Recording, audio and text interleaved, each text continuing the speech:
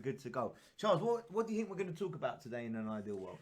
Okay, what we're going to talk about today is we're going to talk about what happened at the UN Climate Summit on Monday the 23rd of September in New York. This was a really, really important meeting for the world.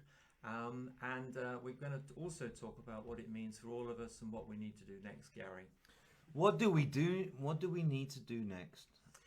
Well, the UN, in advance of this meeting, 6 months in advance, what they did, they trailed a lot of activities that they wanted to talk about and decisions they wanted to have, well, things they wanted discussed. So what happened at the meeting, the bottom line is that they achieved some of these things, but really they didn't achieve enough. So we're still on track for much more than 1.5 degrees of global warming. So what this means is that all of us, everyone across the world who wants to stop climate change, and my guess is that's most people, so all of those people really need now to step up their action. If people are already taking action, then to do more. If people aren't taking action, then it really is time to make a stand, particularly to tell your politicians what you want, but also at the grassroots level, join an organisation, multiply your impact, join an organisation, get involved, do something about it. Now, you'll be both impressed with this, but we've got lots of people tuning in. I would like, if you're watching right now, I'd love you to give us some feedback, ask our panelists, the experts, some questions. I think it's a good time to introduce yourselves both. Who are you? What got you passionate about global, our planet? Who are you both? Okay, so myself, I'm the founder of noco2.org, so we plant trees. What I saw is that there's a lot of people who want to do something about climate change but don't actually know what to do. Climate change, planting trees is a really, really straightforward way of dealing with climate change. It's something that everyone can do. So it's very, very simple with us. If you donate £10, we can plant 93 trees, and those trees on average will remove nearly 1 tonne of, they'll remove nearly half a tonne of CO2 emissions every year those trees are growing. Amazing stuff. And do you want to introduce yourself? We're live from Paris over here. Yeah, so I'm Steven Savory. I'm French and I'm working in Paris, but I'm glad I'm working with all the good people at Saving Our Planet.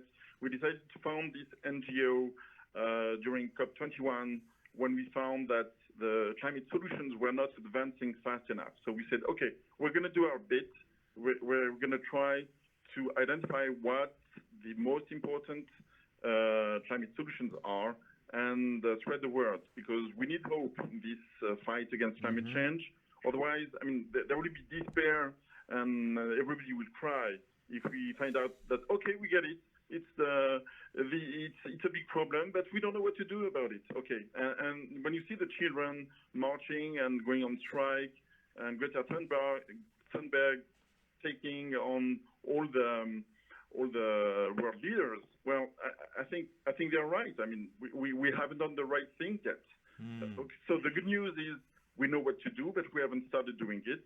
We actually, so the first thing we did at Saving Our Planet was to create a school, which is named the Climate School, and which is becoming the International Climate School because now it's going to be taught in several countries. And then we founded noco2.org. That was Charles' idea, and I think it's a great idea because if you want to fix climate change, well, the quickest takeaway is, okay, plant trees. If we plant 1 trillion trees, we will catch up with climate change. 1 trillion. Yeah, 1 trillion. We heard that right. Okay, 1 that's trillion. 1,000 billion. 1 million trees. Wow. So that's huge. Is there enough space on the planet? Okay, let me take that one. Just so people know, there are 3 trillion trees on the planet already. And but the one problem is that there's a lot of countries now where a lot of the trees have been removed. So a lot of trees have been removed in the UK, but we're only a small country. If you take a country like Brazil, over a period of 300-400 years, massive amount of trees have been removed there. So the answer to your other question, Gary, is yes, there is plenty of space for trees. There's something like 500 million hectares available to plant trees. So it's actually not a problem space-wise to plant 1 trillion trees. What is a problem is basically people getting on with it and doing it. So that's where we are. I mean, at the UN Climate Summit, Pakistan, they said that they're going to plant 10 billion trees. So that's great. That's great. I mean, there's 200 countries in the world. If everyone planted 10 billion trees, then we'd have 2 trillion trees. So it's a start. We just need more countries to plant trees. We need more people to try and plant trees. And then we can really start to get towards the I'm 1 the trillion. cast. So really, my role here is a complete novice. I know nothing like you two do, and I'm not an expert. So the things that pop in my head is the underarm deodorants that we used to use 20 years ago that had all the toxins, yeah? Somebody somewhere from my memory seems to remember that something we sprayed 10 years ago is still in the atmosphere. Is that correct? That's one for Stefan. Stefan? Okay. So the aerosol cans that we used to have 10 years ago, Yeah. am I correct in saying that something I sprayed 10 years ago is still in the atmosphere? Well, it depends on exactly what was in the spray, and so that's a bit tricky. If you're talking about CO2, it takes about 100 years to disappear. If you speak about methane, which is natural gas, it takes about 12 years to disappear. So depending on the kind of gas, it will stay longer or shorter amount of time in the atmosphere. But it's not so. Depending on the kind of gas, it will heat up the planet more or less. So if you take, for instance, natural gas, its heating power instantaneous. So this year, 1 gram of methane is worth 3.5 kilograms of CO2. So it means we need to watch not only CO2 but also methane. And the thing is about climate change, it's not really tricky. You need only to watch CO2 and methane and keep in check all the other gases. Of course, you don't want to pollute the atmosphere, but basically we just need to monitor those 2 gases. And CO2 right now is about 70% of the greenhouse gas effects. So that's why we focus so much on CO2, because we haven't seen the problem with methane yet. But the methane spike is coming. We've seen a spike in 2018. So this is also becoming a concern now. So at no CO2 we focus on CO2 because it's the biggest problem, and it's the gas that stays around for a longer period of time. It stays around for a decade, when methane stays around only for 1 decade. And the ozone layer, we talk about the ozone layer. There are, am I correct in saying there are some parts of the world there is no ozone layer at all? Actually, the ozone layer is a good example of what can be done at worldwide level. So the Protocol of Montreal fixed essentially the problem, which is we stopped destroying the ozone layer, and now we have really almost a success, which is it has been proven that worldwide action is possible and can have an effect by protecting the ozone layer. So the situation is good. There can be years where the ozone layer hole is deeper than other years, but on average, we've solved this problem. Stephen, when you watch this back, you will see a huge smile on my face. That's such a positive message that we don't say that we are making a great effect. All I hear is negative things that we're getting worse and worse. That's the most heartwarming news I've heard all day. Please continue, sir. That's great news. Thanks, Gary. Well, we can do the same about climate change, because climate change is simple, you know. So right now, Charles gave me this line. He said, okay, climate change is simple because we are on a +3 or +4 degree global warming track, which is catastrophic. You don't want to live in a +3 or +4 degree world, not because it's bad, but because it's so different from today, which means everything that we know today will have to disappear for this new world to appear. In a non-positive way. Yeah, it would be a huge phase of destruction before life becomes thriving again. And it could last for thousands of years. We don't want our children and grandchildren to live that, okay? So if we are to prevent that, we need to do the maximum that we can do, which is not only the current pledges of the Paris Agreement, which bring us only to plus 2.5 degrees, but we need to do more faster decarbonation of the power sector to reach plus 2 degrees. And on top of that, and that was in last year's SR15 report of the IPCC, SR15 means that the report that says how we can limit global warming to plus 1.5 degrees. And in that report, IPCC, the Intergovernmental Panel on Climate Change, said, you can do it, but you will have to do two things which don't exist yet, which is massively plant trees and massively change carbon-intensive materials by carbon-neutral or carbon-negative materials. Is that clear to you, Gary? Or very, very clear. Very clear. That you really made my heart warm that we are making some kind of progress. Because my time with Charles, I just worry that are we going to do this? Is it going to be all good? But you really, if you're watching this, you might please ask these guys questions. We're going out live, which is one of the best things you can ask questions. We're with a 16-year-old earlier. He was doing the IT, and he wasn't very well educated on this. What were some of the questions he was asking? What is the UN climate summit, and how long has it been going for, and why does it exist? And those were questions he was asking us. Yeah, certainly. I mean, he was asking some simple questions. So let's cover that. The UN Climate Summit, there was a big one of these UN COP meetings. So this took place in Krakow in December 2018. So this is a sort of halfway point between that COP meeting and the next COP meeting, which is in December. So this meeting in New York, it was very heavily trailed by the UN to say, look, we really need to make a difference. They went out to every country individually and said, look, we want you to do more. What can you do? So a number of countries came back. So basically the UK, in the UK, we've got a new climate agreement where basically we've committed to achieve net zero by 2050. That's Theresa May's thing, which came out in June. France has done the same, and Germany now, just this last week, has committed to this. And so it's another 74 countries. So 77 countries in total now have made some sort of commitment, stronger or so, to this. So this conference was very heavily trailed as basically wanting countries to make a higher level of commitment.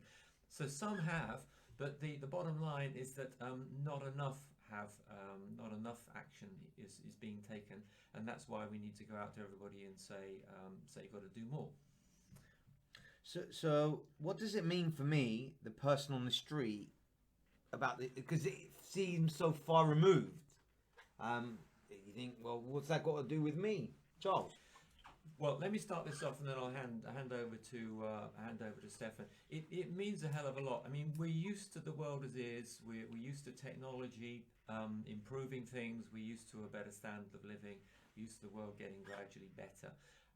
What the climate change means is that we're going to face a very different world in the future, and particularly our children and grandchildren are going to face this.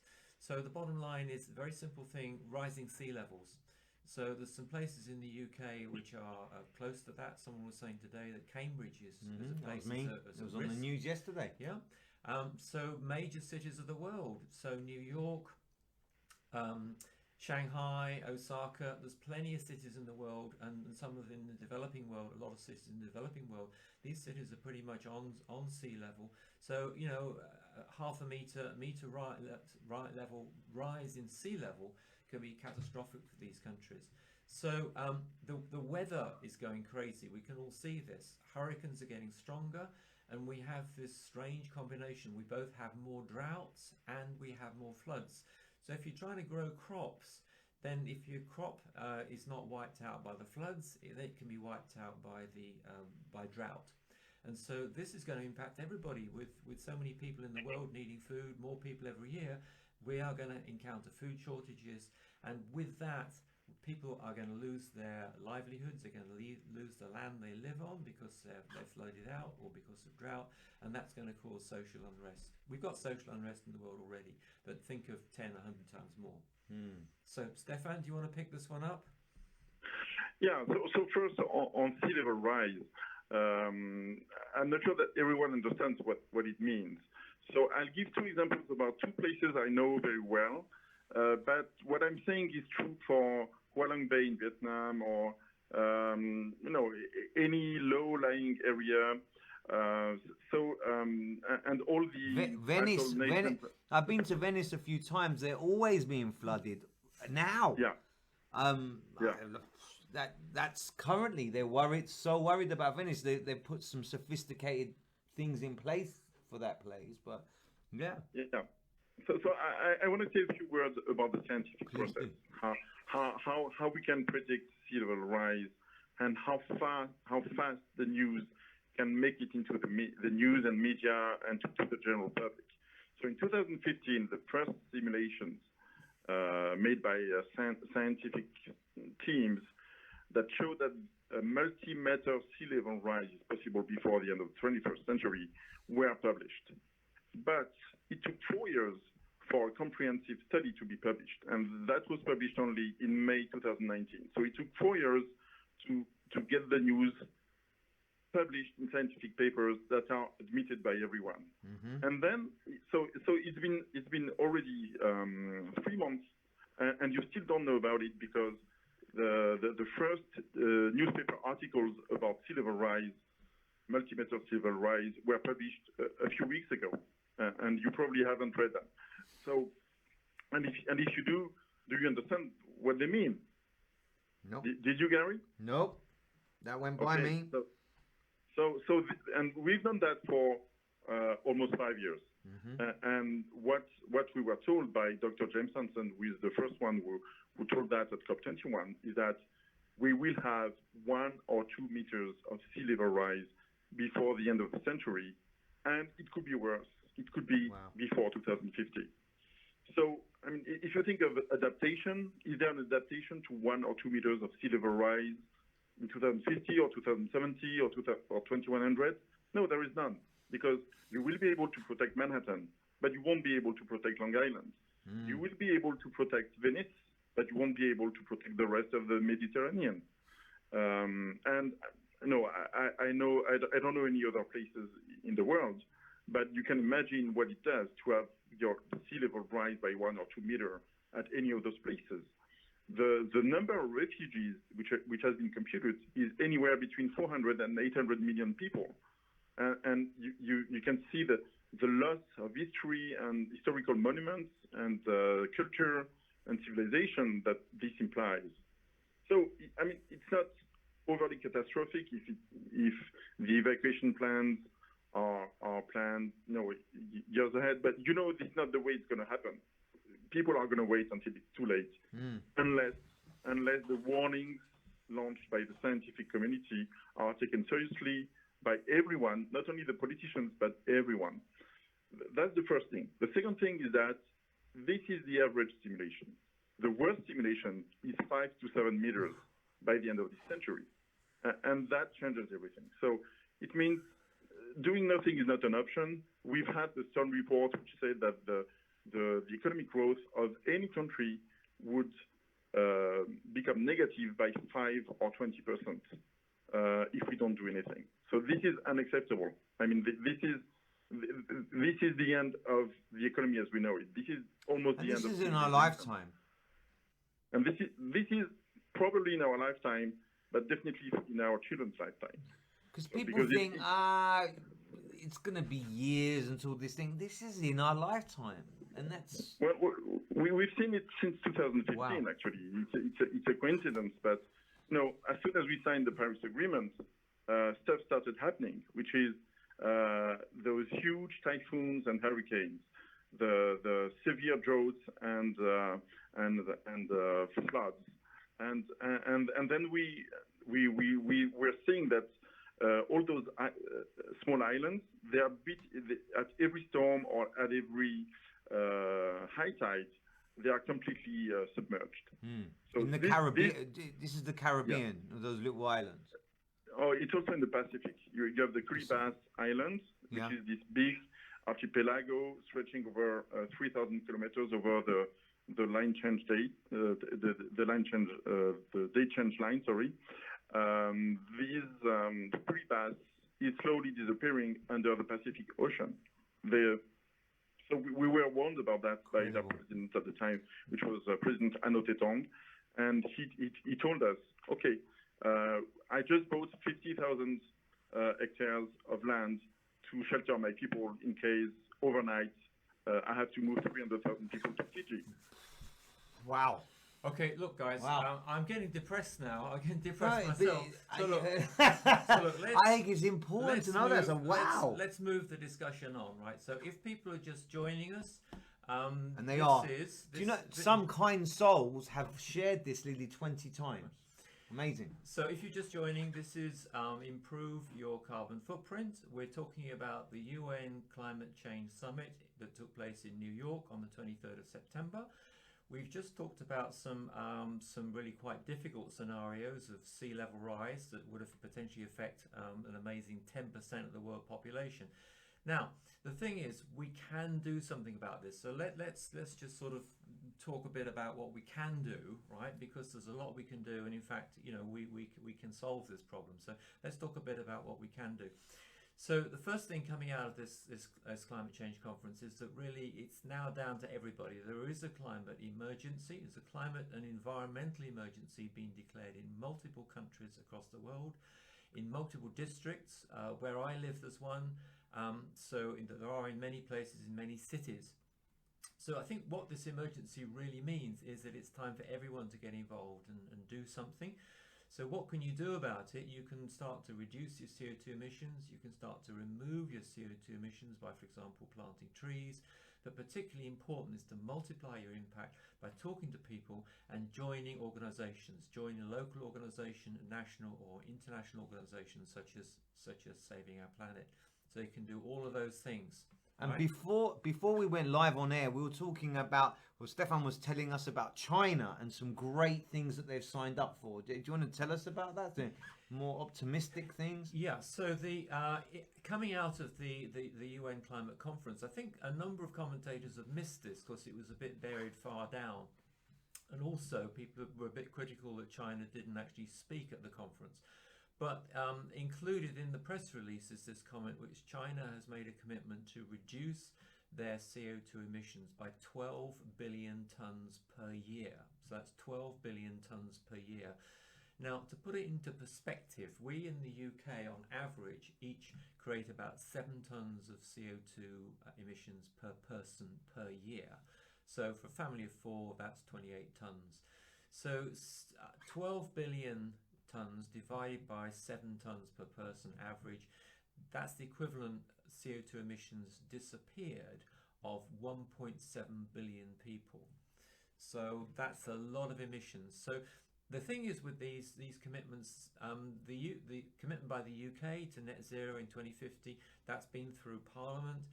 Some of the commitments that are being made like this week by these 77 countries who have committed to do similar things, they're not commitments at that firm level.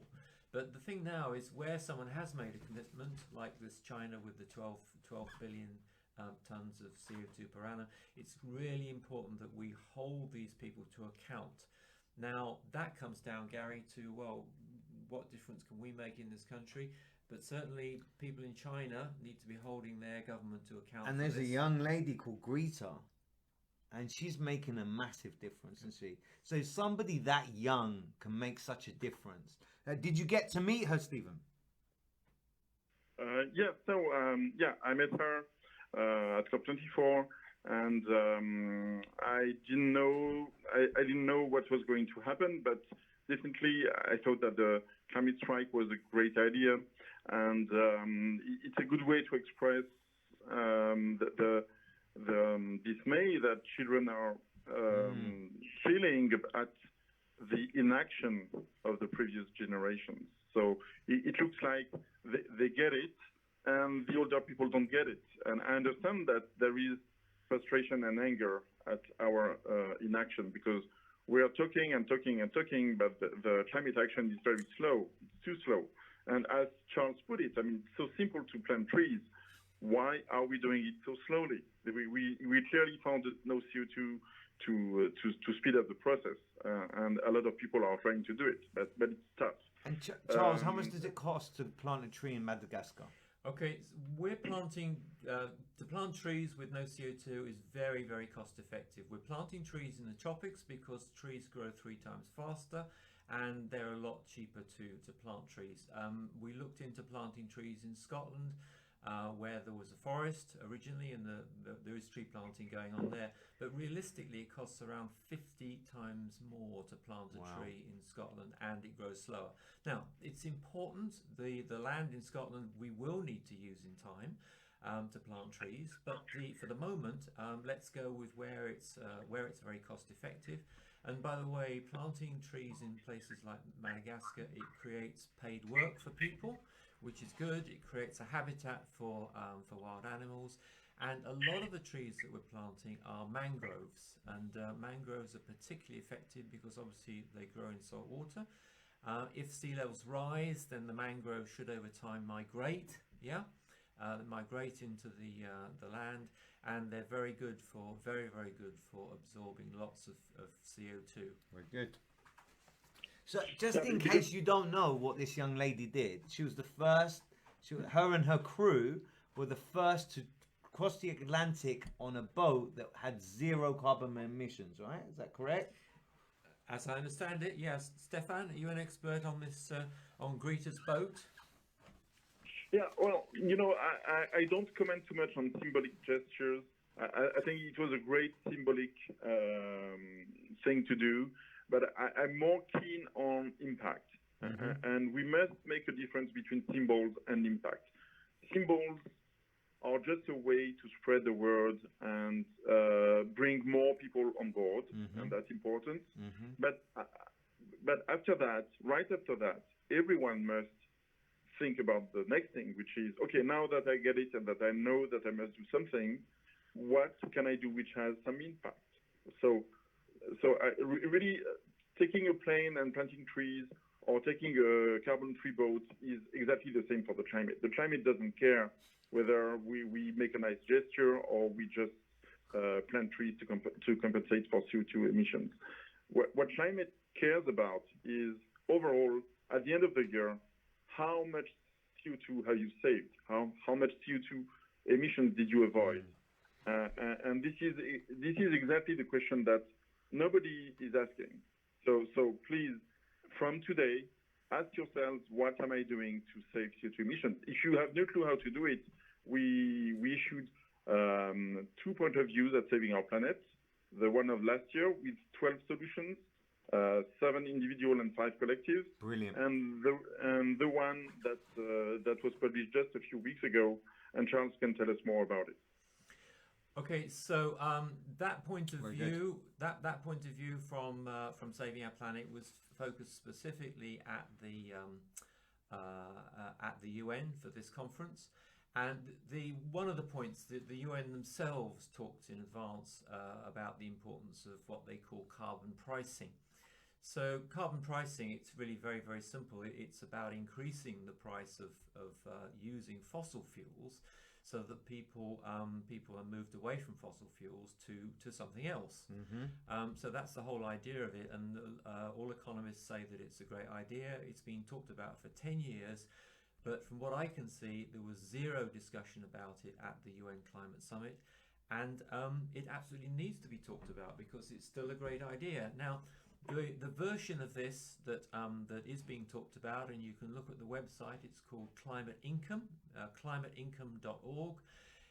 It's a very, very simple principle. This is not a tax. So what this is that basically if you're an average user, then you pay extra for your fossil fuels, but at the end of the month, end of the year, you get back a rebate So as an average user, you'll actually get back you'll get back more in rebate than you pay. But I'm gonna challenge you here. That doesn't inspire me. I think what we need is inspiration, because politicians they get out of office. They know that they've got 3 years, 4 years maximum.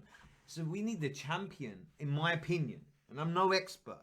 But for a movement to happen, we need a figurehead of somebody who's gonna really take this on board. What's your opinion, Stephen? How do we get people inspired to make this change in this movement? Apartheid. If you think about apartheid, and we think about slavery, and we think about these big changes in mankind, what did it take to make that difference? We're going to need something as big as that movement. Do you think that's a fair, Stephen? Of course, we can tax people. At the minute in England, we have something called a sugar tax, where we tax people for eating too much sugar, and it's working, but it's not really educating. So people are eating less sugar. What would be if you had a magic wand and you could just do anything and change people's attitudes? How do you think we're going to do that, Stephen? Okay, let's build on the idea of the climate income, because I think it's a very good example. Great. So this is an initiative which is simultaneously driven by a few NGOs in Canada, the USA, and Europe. And in Europe, we've named it climate income because it's very simple. Only the fossil fuel producers pay the price of carbon. So it's not a tax. Most companies won't pay for it. Only the importers and the producers of fossil fuels. Mm-hmm. And it's redistributed evenly to everyone. So it means every month you will get a check from the European Union and your government saying, okay, we're giving you, say, 100 euros per month per person, so that you have now added buying power to choose the low carbon solution and cope with the emergencies that you may have. But soon, since you will see the price of carbon-ridden products rise, we warn you in advance that you have to start thinking about it. And we not only warn you once, but we warn you every month, every time you receive the check, that, okay, before you cash this check, think about what you're doing every day or every month to reduce their CO2 footprint, because it will become expensive in the long term. Say the price of carbon will be 100 euros per ton of CO2 in 2025, and 200 euros in 2030, 400 euros in 2040, and 2,000 euros in 2050. It's going to be that bad, and we won't have a choice, because if we don't do that, we'll have 2 meters sea level rise at our door, which means 10% of the people in your country moving to your place because they don't have a place anymore. We want that to happen. So if you think this way, you know you have to do something. You know that you shouldn't protest against the price of carbon. You should welcome the fact that you're going to receive money right now, or next year, or the year after, to think about it. And you're going to get paid to think about it. We want you to think about it. And we're not thinking for you. We're not reducing your carbon footprint. You have to do it. So Gary, so this climate income for me, this is a radical idea. We haven't done this. When the government talks about climate income, they say, "Oh, we're going to collect all the money and we're going to spend it for you." So that people are going to say, "Well, you know, the cost of everything goes up." But this way of doing it with the climate income, if you're an average user, you get back more each month as a check. The people who feel the pain are this amazing statistic that came out just this week. In the UK, 20% of all flights are taken by 1% of the people. Wow. So these are the people who are going to be paying extra. People who've got do huge amounts of driving. People who've take a lot of flights. These are the people who are going to be paying extra. Wow. The average person and the people less than average. And of course, when you look at the situation, when you're faced with making a decision what to do you use the car to pop round, quarter of a mile to the supermarket, or do you walk around there? And a lot of people are going to be saying, when the price is so high, people are going to say, well, look, no, I don't need to use the car. I'm just speaking as a parent now, and as a human being. But when I see the news that unborn children's development is affected by the environment, that hits home. So that's now. That's not in 10 years or 5 years. And people and studies have shown that if an unborn child and their parents are in the suburbs, amongst nature, the unborn child doesn't get that. That's going through a membrane. The fumes are going through the membrane, and it's affecting that unborn child. That's such a massive now. Like, for me, that truly inspires me into action. I don't know about you guys. Those kind of stories, I don't think people know. Great, Gary. I mean, this is, the whole face of the streets where we live are going to change over the next 10 years, because as we move to, hopefully, we are going to accelerate the move to electric cars. And as we make that move, then basically those fumes, those horrendous spots under motorways, primary schools under motorways, all these sort of crazy urban roads that we've inherited driving into cities at the moment, these are going to be a thing of the past, because the majority of vehicles on those, hopefully fairly quickly, within a 10-year time frame, majority of the vehicles on those should be electric, and they should become actually Can I ask much, both much of you a safer places question? to live. And it's just popped in my mind. How do you feel about certain car manufacturers that lied about diesel? How does that make both of you feel? Stefan, do you want to take that one?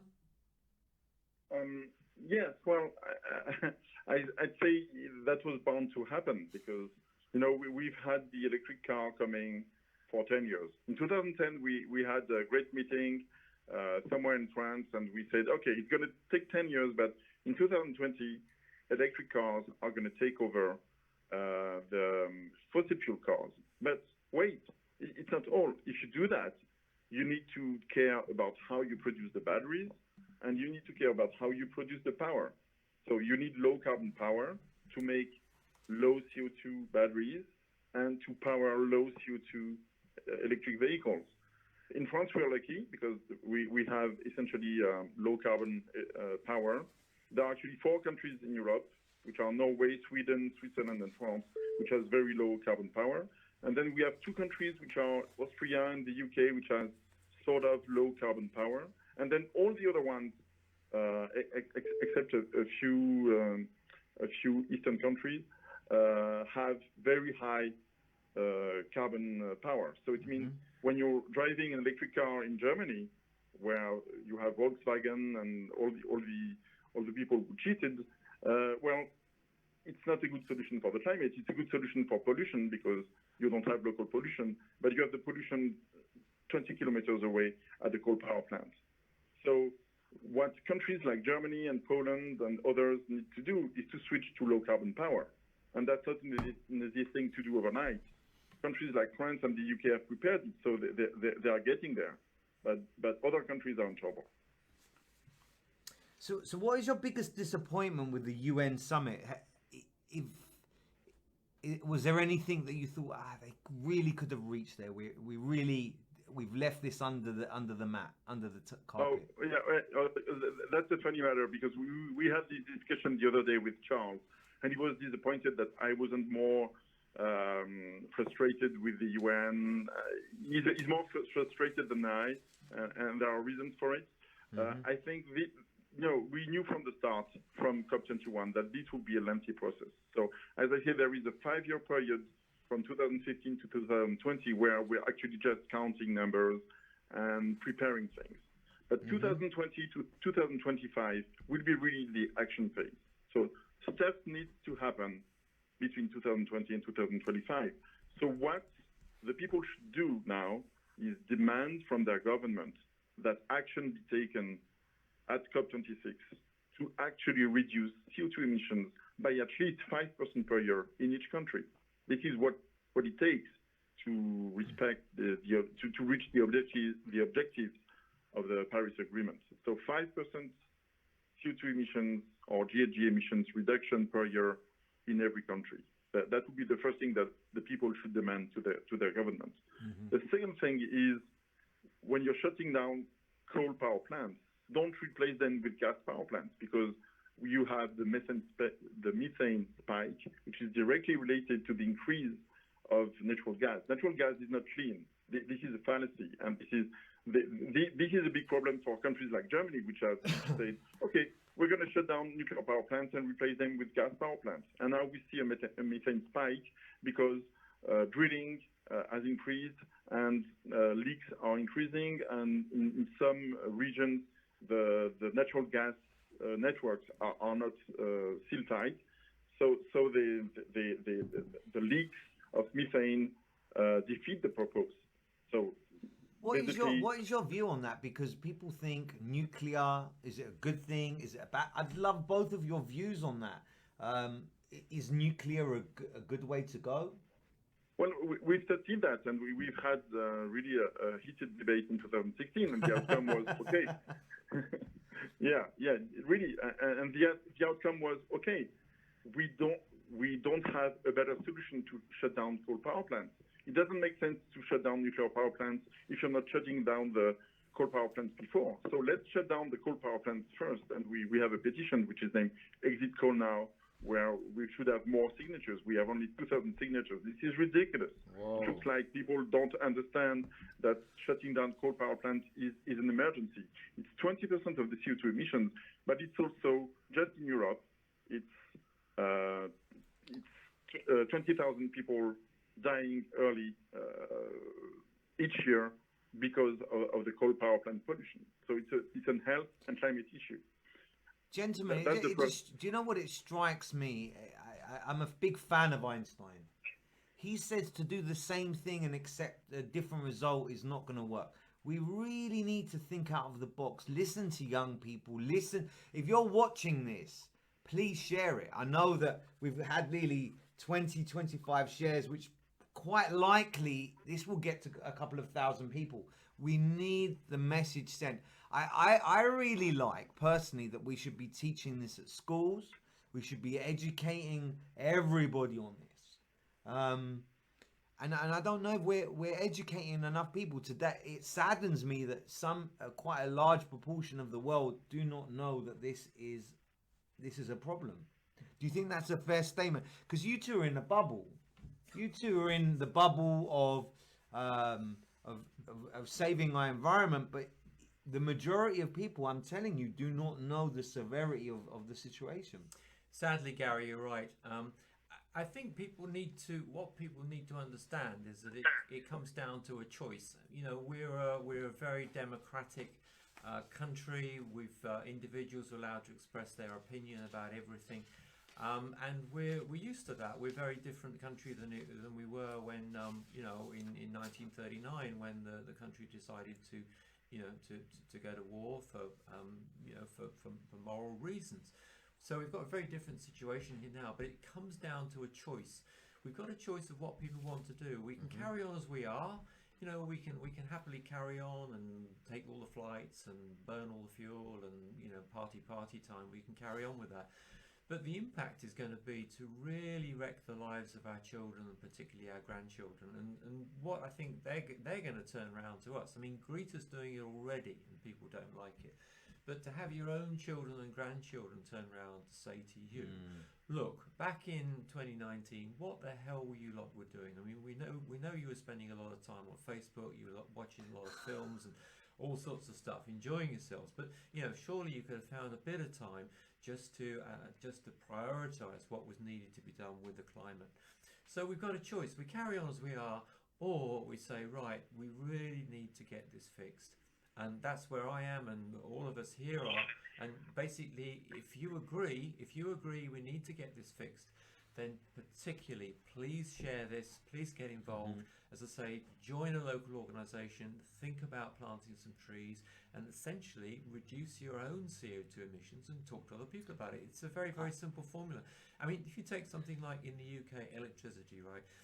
You can switch from from the big 6 electricity suppliers. You can switch to a supplier who provides renewable, clean, green electricity, and you don't even notice the difference. It may cost a few pounds more.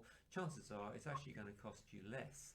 So that's a great example. You can trim 6% off your CO2 emissions without even noticing. I love the fact that for a small amount of money, I can neutralize my carbon footprint. how much would it cost me to buy 1,600 and something trees? And Okay. I love this Yeah. fact. This excites me. Great. So it's it's actually very low cost to do this. The UK average is 7 tons of CO2 per person. So men, women, children, 7 tons of CO2 per person per annum.